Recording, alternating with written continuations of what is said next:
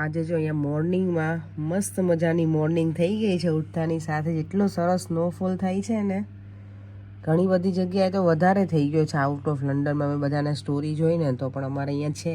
જો દેવોમાં એટલો બધો હેપી થઈ ગયો ને મોર્નિંગમાં જાગીને.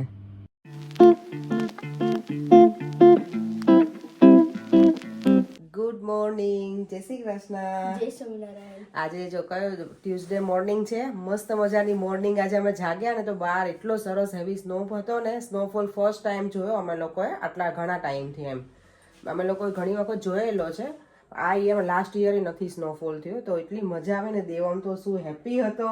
એની માટે તો બહુ મોટી સરપ્રાઈઝ હતી, કારણ કે કેટલાય દિવસથી કહે છે કે મમ્મા મને સ્નોફોલ જોવું છે. નહીં મજા આવી? તારી મોર્નિંગ સરસ થઈ ગઈ ને આજે. અને હમણાં હું તમને બહારનું શેર કરીશ, એટલું સરસ લાગે છે ને. મેં મોર્નિંગમાં ક્લિપ લીધી છે, એ પણ અમે એડ કરીશું. જો અત્યારે બહુ જ આમાં ઓછું થઈ ગયું છે, બાકી મોર્નિંગમાં તો બહુ સ્નોફોલ હતું.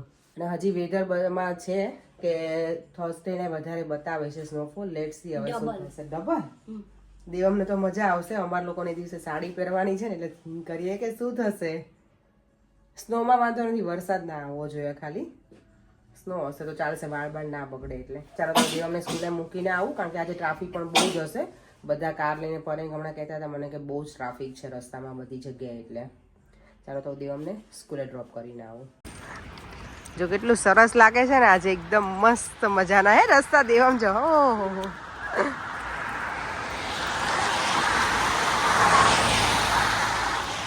દેવમ એમાં ના ચાલીસ, ભીનું થશે બધું જ બેટા. અહીંયા આજે ખબર નહીં, જો પોલીસની કાર બહાર ઊભી છે અને અમે અહીંયા આજે બ્યુટી માટે રેડી. તને પકડવા જ નહીં આવી. સગુણાને રેડી કરી છે આજે, શું કહેવાય, પ્રોપર મેરેજ માટે. નહીં સગુણા? નેલ્સ, હા, આઈબ્રો એવું કરાવવા આવી છે આજે, બ્યુટી ટ્રીટમેન્ટ. પહેલાં એણે મને હેલ્પ કરી, પછી મેં એને થોડીક કરી દીધી. બધાને એકબીજાને હેલ્પ અહીંયા કરવી જ પડે ને, કારણ કે બહાર તો અમે કંઈ એટલું બધું બ્યુટી માટે જઈએ નહીં, ઘરના જોઈએ અમે. એટલે નહીં સગુણા? તને કલર ગમ્યો? હા, મસ્ત છે. મારી સ્કિન પ્રમાણે સારો લાગે છે. હા, ચાલો તો હવે એની બ્યુટી ટ્રીટમેન્ટ પહેલા એને બ્યુટીફુલ બનાવી દો, અને પછી હું બનવાની છું. અમારા જો કપડાના સેટિંગ હજી પણ શું કહેવાય ચાલુ જ છે. જ્યાં સુધી મેરેજ પૂરા નહીં થાય ને ત્યાં સુધી. શું કેવું તારું? હજી મંડે ને ટ્યુઝડે સુધી.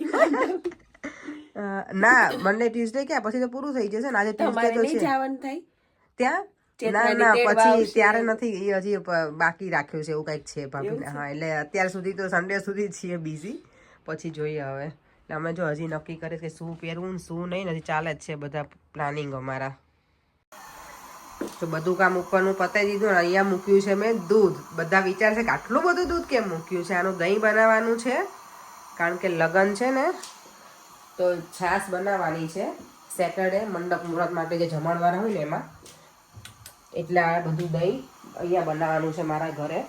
ભાભી દૂધ આપી ગયા હતા ગેલન, તો એ મેં કરી નાખ્યું છે રેડી કરવા માટે, અને પછી એને જમાવવા માટે મૂકી દઈશ. પણ આ વખતે એવું બન્યું છે કે ઠંડી એટલી બધી છે ને, એટલે મને એવું થાય છે કે ભગવાન સરસ મજાનું દહીં બની જાય ને તો સારું, કારણ કે ઠંડીમાં ઘણી વખત જવે નહીં.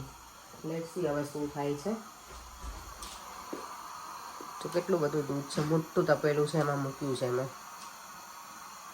મને લાગે આને ઉકળતા 1-1.5 કલાક તો લાગશે જ. ત્યાં સુધીમાં હું મારા બીજા કામ ચાલો હવે પતાવી લઉં. આજે તો જો સવારથી એટલી બધી બિઝી થઈ ગઈ છું ને કે કાંઈ ટાઈમ જ નથી મળ્યો મને. ક્યાં ટાઈમ જતો રહ્યો ને એ મને ખબર ના પડી. અત્યારે દેવને લેવા જવાનો મને ટાઈમ થઈ ગયો, એટલો ટાઈમ ફટાફટ અડધો દિવસ મારો પતી ગયો. હવે ઘરે આવી અને પહેલાં અત્યારે મમતાના ઘરે જઈશ, કારણ કે એને એના હસબન્ડ છે નહીં, તો પ્રિશાને એની ડોટરને મૂકવા જઈશ ત્યાં, કારણ કે અમે એકાબીજા નજીકમાં છીએ તો હેલ્પ કરી દઈએ એટલી. એ હું પણ ઇન્ડિયા ગઈ હતી ને ત્યારે એને બહુ જ હેલ્પ કરી હતી પરિયંગને, બહુ જ એમ બધી વસ્તુમાં દેવા માટે એને બધું છે. તો અત્યારે એ નથી, તો હું કહું કે તમે તું ના હવે આવતી રહે, કારણ કે નાની ડોટર છે ને, તો બંનેને લઈને સ્કૂલે લેવા મૂકવા જવાનું બધું અઘરું પડે છોકરાઓ માટે. એટલે હું તો આમે જવાની છું ને, તો મૂકી જઈશ તારા ઘરે. તેના ઘરે જઈ અને પછી ઘરે આવી અને ડિનર બનાવવાનું છે મારે, અને એ રેડી કરીશ. અને પછી જોઈએ હવે બધી થોડું ઘણું બાકી છે બધું પૂરું કરીશ કામકાજ આજે, કારણ કે આજનો દિવસ છે. કાલથી તો મને સલૂન પર જવાનું છે, તો પછી ટાઈમ નહીં મળે. ફાઇનલી અમે ઘરે આવી ગયા હતા. દેવા મૈયાનું સ્ટડી કરે છે આજે. અને મેં ગઈકાલે દેવામને છે ને શું બનાવીને નહોતું આપ્યું, ઢોસા એને ખાવા હતા, એટલે કાલે પછી ઈડલી હતી તેને એ ભાવતું હતું. તો બેટર છે જ આજે, તો આજે એના માટે હું બનાવી આપીશ શેઝવાન સલાડ ઢોસા. મસ્ત મજાના બેટર તો પડ્યું જ છે મારી પાસે. શેઝવાન સોસ ને કેચઅપ ને એવું નાખી, ચીઝ ને એવું બધું, અને એને સરસ મજાના 2 પેપર ઉતારી દઈશ. એટલે એનું ડિનર આજે એ છે. અને અમે અમારા લોકો માટે છે દાળ ભાત, સિમ્પલ ડિનર આજે. તો ભાત બની ગયા છે, દાળ પેલી બફાવા મૂકી છે એટલે હમણાં બની જશે. અને પર યંગ અત્યારે કરે છે એન્જોય એની કોફી.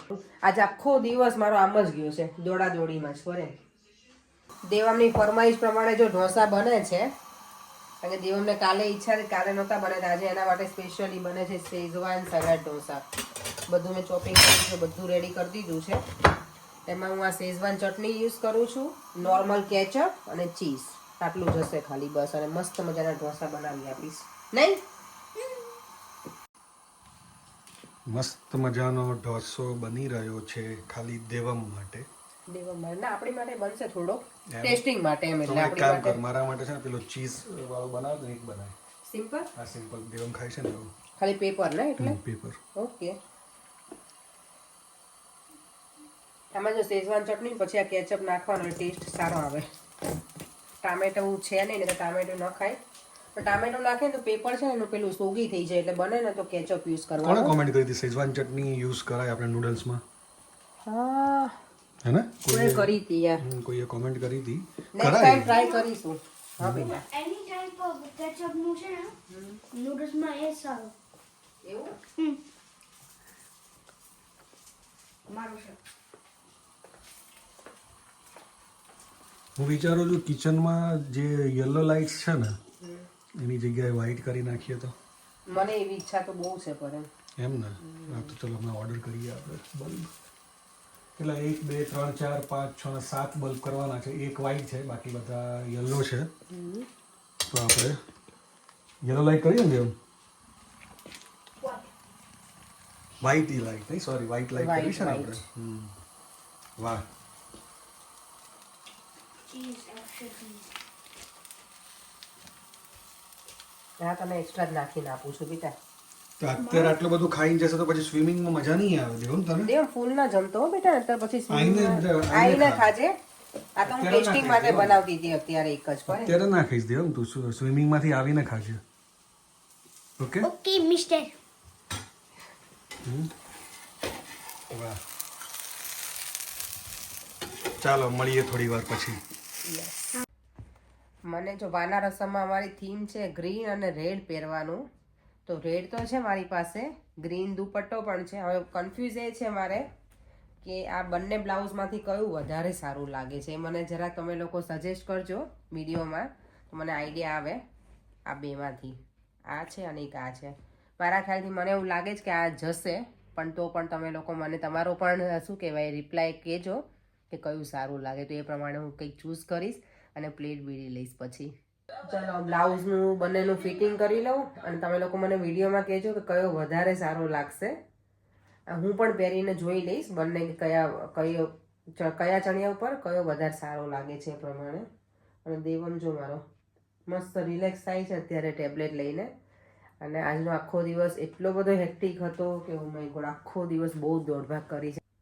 બધું અરેન્જ કરવાનું હોય, પહેરવાનું, ખબર ને એન્ડ હજી તો મારો મેકઅપ તો હું લાવી છું, મેં ચેક જ નથી કર્યો કેવો લાગશે. બોલો એ હજી બાકી જ રહી ગયું છે.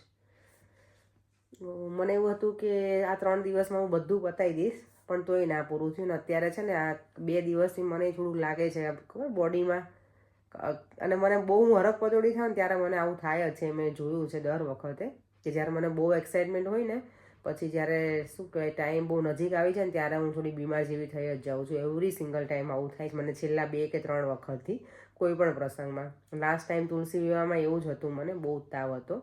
હોપફુલી ખાલી તાવ ના આવે એટલે બહુ. ઠંડી તો જોરદાર છે હવે અમારે કાલથી. વાના રસમના દિવસે તો 0માં ટેમ્પરેચર છે એટલે જોઈએ હવે. ચાલો કંઈ નહીં, એનીવે આજે થોડુંક રેસ્ટ કરી લઉં તો કાલે સવાર સુધીમાં હોપફુલી સારું થઈ જશે. દર્શના રાવલ છે, એમની કમેન્ટ હતી કે અમારા ગેસના જે બર્નર છે ને મોટો બર્નર છે એ ક્યાંથી તમે પેલું લીધેલો છે કેવું એમ. અમે લોકોએ જ્યારે ગેસ આખું ફિટ કરાયો ને ત્યારે એની સાથે જ અમે એવું બર્નર લીધું હતું કે ઇન્ડિયન સ્ટાઇલ હોય. અને અમે અહીંયા મને નથી ખબર કે તમે કઈ જગ્યાએ રહો છો, પણ લંડનમાં અમે કરીસ પીસી છે ને, કરીસ એમાંથી જ લીધું છે અમે. તો જો તમે અહીંયા રહેતા હોય ક્યાંય તો તમને એમાંથી મળી જશે. અને કેનવુડ કે એવું કંઈ કંપની છે અમારા ગેસનું, તમને એવું હશે ને તો કાલે ફરીવાર બતાવીશ. તો ઇઝી છે, એમાં ભાખરી સરસ બને છે. જાઓ બતાવી તો દો તમને જો કાંઈ બીજી ઇન્ફોર્મેશન જોતી હોય એના માટે થઈને તો મને કહેજો. ચાલો હું બતાવી દઉં તમને. જો આ કેનવુડ છે ને એનો છે અમારો આ ગેસ. બીજા બધાની ઇડલી સંભાર માટેની બહુ બધી કોમેન્ટ હતી કે બહુ સરસ તમે કુકિંગ કરો છો અને બધું. ઘણા બધા મને કોમેન્ટ કરે છે એવરી ટાઈમ. મને ઇવન હું ક્યાંક જાઉં ને બહાર તો મારા જે રેગ્યુલર વ્યુઅર્સ હોય મને મળે ને તો એ લોકો કહે કે તમારું કુકિંગ જોઈને અમને એટલી મજા આવે છે ને. ઘણી વખત તો કે ઘરે જતા હોય ને ત્યાં મોઢામાં પાણી આવી જાય કે ઓ આઈ વિશ કે અમે તમારા ઘરે આવીને જમી જઈએ એમ. તો મોસ્ટ વેલકમ છે બધાને. અને યસ, મને કુકિંગનો આમે શોખ છે એટલે હું કંઈક ને કંઈક બનાવતી રહું છું. પહેલેથી મને શોખ છે કુકિંગનો. તો એટલે ચાલો તો હવે સુવાનો ટાઈમ થઈ ગયો છે અને આ વિડીયોનો એન્ડ પણ અહીંયા જ કરું છું. તો બાય, જય શ્રી કૃષ્ણ અને જય સ્વામિનારાયણ. અને યસ, વિડીયોને લાઇક, શેર અને સબસ્ક્રાઈબ કરવાનું ના ભૂલતા. Bye bye.